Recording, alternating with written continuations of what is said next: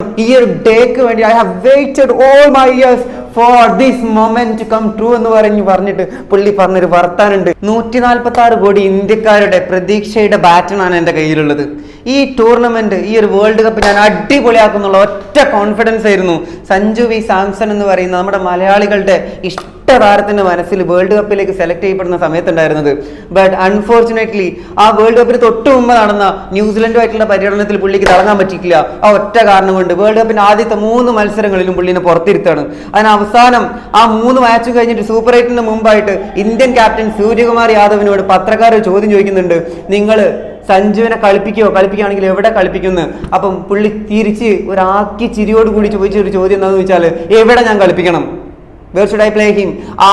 Whom should I drop? ആരെ ഞാൻ ഈ ടീമിൽ നിന്ന് മാറ്റി നിർത്തണം? ഞാൻ ഇഷാൻ കിഷനെ മാറ്റി നിർത്തിയിട്ടാണോ കളിപ്പിക്കേണ്ടത്, അല്ലെങ്കിൽ അഭിഷേക് ശർമ്മയാണോ ഞാൻ മാറ്റി കളിപ്പിക്കേണ്ടത്? ആരുടെ സ്ഥാനത്താണ് കളിപ്പിക്കേണ്ടതെന്ന് ചോദിച്ചിട്ട് ഒരു ആക്കിച്ചിരി ചിരിച്ചിട്ടുണ്ടായിരുന്നു. അവർക്കും അതുപോലെ തന്നെ പുള്ളിയുടെ കഴിവിൽ വിശ്വാസമില്ലാത്ത 100,000 ആളുകൾക്കും കിട്ടിയിട്ടുള്ള അടിയായിരുന്നു ഇന്നലത്തെ സഞ്ജു വി സാംസന്റെ പ്രകടനം എന്ന് പറയുന്നത്. എല്ലാവരും പോയിട്ടും 27 റൺസാണ് പുള്ളി അല്ലാത്ത ബാക്കിയുള്ള ഏറ്റവും ടോപ്പ് സ്കോറർ എടുത്തിട്ടുള്ള റൺ എന്ന് പറയുന്നത്. പുള്ളി എടുത്തത് 97 റൺസുമായിട്ട്. അല്ല, അസാധ്യ കളി. ലൈഫിൽ ഇതുവരെ കണ്ടിട്ടില്ല സഞ്ജു വി സാംസൺ അമ്മാതിരി കളി. ആ ഒരു കളിയും കളിച്ചിട്ട് പുള്ളി അങ്ങോട്ട് നിന്നൊരു നിൽപ്പുണ്ട്, ആ ഒരു ഇരുത്തമുണ്ട്. അവിടുന്ന് എന്താ പറയുക, ഒരു കോൺഫിഡൻസിന്റെ ഉത്തുംഗത വിരാജിക്കുന്ന ആ ഒരു സഞ്ജു വി സാംസൺ ആദ്യമായിട്ടാണ് ഞാൻ ഇത്ര അടിപൊളിയായിട്ട് ഞാൻ കണ്ടത്. മാത്രമല്ല, എന്നെ ഏറ്റവും ഹഠാതാകർഷിച്ച ഒരു കാര്യം എന്താണെന്ന് വെച്ചാൽ, പുള്ളി 80 കഴിഞ്ഞ് നിൽക്കുന്ന സമയത്ത് ഈസി ആയിട്ട് സെഞ്ചുറിക്ക് വേണ്ടി ശ്രമിക്കുമായിരുന്നു. പക്ഷേ പുള്ളി അടിക്കാൻ വേണ്ടി ശ്രമിച്ചില്ല. 4ഉം സിംഗിളും എടുത്തിട്ട് അപ്പുറത്തുള്ളവന് വന്നിട്ട് അടിക്കട്ടെ എന്നുള്ള ഒറ്റൊരു സാധനത്തിൽ, അഥവാ ഏതെങ്കിലും ഒരാൾ ഫെയിലായി പോയി കാണെങ്കിൽ ലാസ്റ്റത്തെ ആ ഒരു ഹിറ്റ് അടിക്കാൻ വേണ്ടി ഞാൻ അവിടെ നീടാണ്.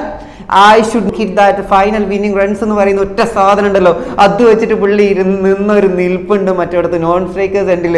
ലാസ്റ്റ് എല്ലാം ഉറപ്പിച്ചെന്ന് കണ്ട സമയത്ത് മിഡോണിന്റെ മുകളിലൂടെയുള്ള ഒരു ഫ്ലിക്ക്, മാരക ഫ്ലിക്കിലൂടെയുള്ള ഒരു 6, എന്താ പറയുക, ശരിക്കും ഒരു കൽബ് കോരിത്തരിച്ചൊരു നിമിഷമായിരുന്നു. അത് മൊമെന്റ് ആയിരുന്നു.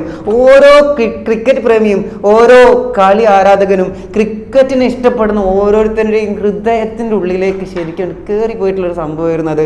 Any how very happy Sanju. ഇതുപോലെ ആയിരിക്കണം ഓരോരുത്തരുടെയും കോൺഫിഡൻസ്. എന്തെങ്കിലും ഒരു ദിവസം, once my day will come, എൻ്റെ ദിവസം വരും, അന്ന് ഞാൻ തകർക്കും കസറെന്നുള്ള ഒരു കോൺഫിഡൻസും ഒരു പ്രതീക്ഷയും എന്ന് നിങ്ങൾ കൈവിടുന്നു അന്ന് നിങ്ങൾ തീർന്നു. അത് ഉണ്ടായിരിക്കണം. ഈ ഒരു ഡേക്ക് വേണ്ടി I have waited all my years for this moment to come true എന്ന് പറഞ്ഞിട്ട് പുള്ളി പറഞ്ഞൊരു വർത്താനുണ്ട്. ഈ മൊമെന്റിനാണ് ഞാൻ ഇതുവരെ കാത്തുന്നതെന്ന് പറഞ്ഞിട്ടുണ്ട്. ഗൈസ്, ഓരോരുത്തരുടെയും ലൈഫിലുള്ള ഒരു പ്രതീക്ഷയുടെ നാമ്പ് വിരിയുന്ന ഒരു ദിവസം വരും. അന്നത്തെ ദിവസത്തിന് വേണ്ടി നിങ്ങൾ കാത്തിരിക്കുക. Wish you all the very best. Thanks A million.